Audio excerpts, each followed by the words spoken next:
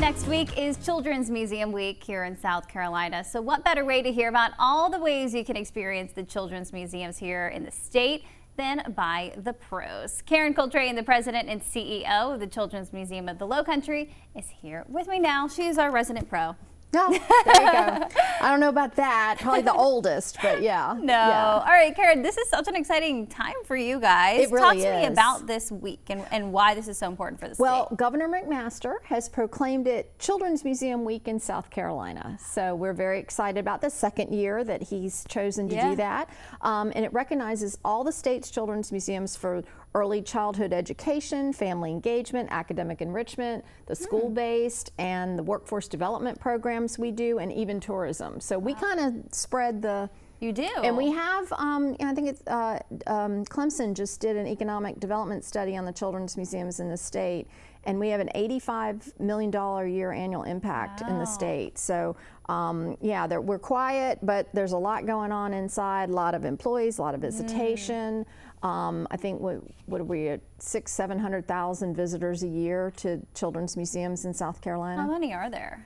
There are 7. Okay, and where else are they? Well, we got 2 of the largest in the Southeast. We're very blessed in South Carolina with children's museums. Yeah. Adventure in Columbia and the Children's Museum of the Upstate in Greenville. Excellent. I used to be the CEO at Adventure, so I'm a little biased, but I love Upstate. I love them all. So great museums there. And then we got 2 I think are particularly charming. I'm going to throw Children's Museum of the Lowcountry, and as we've talked about before, we're doing construction. We're trying to charm it up a little more. But if you haven't been to the Little Museum in Rock Hill, it's the Main Street Children's Museum, and the whole thing is themed on the art of Vernon Grant. And if you don't know who that is, I can tell you very quickly. He's the artist who drew the Snap, Crackle, Pop characters. So the whole museum is just full of whimsy and joy, and it's stinking adorable. That is adorable. Love that. So anytime you got to take a trip to Charlotte with the kids, and you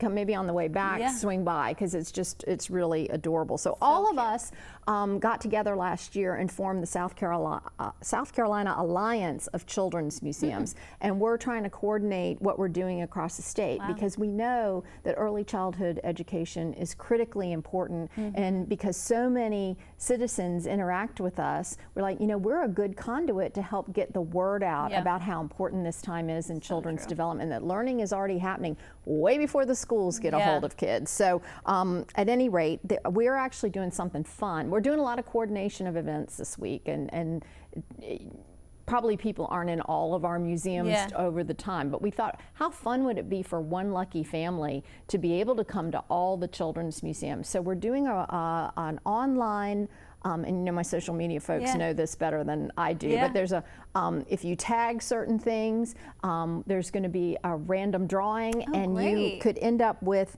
4 packs of tickets to every children's museum in the state, a 2-night stay at the Marriott in Charleston, a 1-night stay at the Columbia Hilton, and 2 nights at the Aloft in Greenville downtown, along with the tickets. So yeah, and we're everywhere. Adventure has 2 locations, Myrtle Beach and Columbia. Upstate has Greenville, but then they have a satellite in Spartanburg, and we, are expanding, hopefully by next month, into St. George, the first children's museum satellite in a rural area. We're very excited about. So a lot going on, and we're getting celebrated, and that's been fun. We can learn more information on how to enter that on your Instagram, on any of the children's museums websites, or through social media. Find us. It's like a dream for kids. Yeah, it really would be. It's sort of a tour of South Carolina's children's museums. We don't believe it's been done before, so we're kind of excited about it. We'll see how it goes. I'm sure there's just so much to learn too. Yeah. That's so much fun. Well, congratulations for being recognized. Yeah, I know. We're very excited about that. And I'm glad that politicians and regulators and policy experts are noticing this. We've known it for a long time. I would say corporations had figured it out, because they know, and when they're hiring people to get the skills they want, they need them educated. When you work your way backwards, it really starts in early childhood. So that's it's fun to see all that coming together and that It understanding. is really fun. All right, what about your parent tip of the day? I do have a parent tip today, and it's a little bit related because it's about play, since I've been thinking about children's museums. And there's actually research on there's 4 ways to play. And one of them is actually better than the others as far as developmentally for children. But I'm not going to tell you that answer till next week because I'm a little short on time. So I just wanted to lay out the 4 ways to play, get people thinking, and then we'll talk about the best one next week. But the 4 ways are free play, which you can kind of imagine, guided play, games, and instruction. And I thought about the best way to explain what this is to think about icing cakes, because you and I love cupcakes and cakes, right? Okay, we've established that, I think, in the past. All sweets. All sweets, that's right. We love that. So, so this is a way to explain it. So free play would be if I just put out the icing, the sprinkles, a few other toppings, and said, Emily, go for it. Yeah. Okay, that's free play. You're just making it up and doing whatever you want. We're going to have a big, messy kitchen, and it's going to be fun. It's going to be fine. That'll be fun. Guided play is if I were to say, can you make your cake look like a flower? Can you make your favorite puppy face on with the design? So I'm giving you a little guidance and kind of helping you, but then your creativity takes it from there, right? Okay, then there's gaming play, where I might say, okay, let's see who can get the most icing on the top of the cake fastest, or something like that. So we make a game out of it. Great way to learn. And then the last one is that instruction, where I'm going to give you really detailed sort of, you need to smooth the icing, and so you've got to follow my directions, and you add the sprinkles around the edge. So you'd be following my directions. All of those are great ways to play.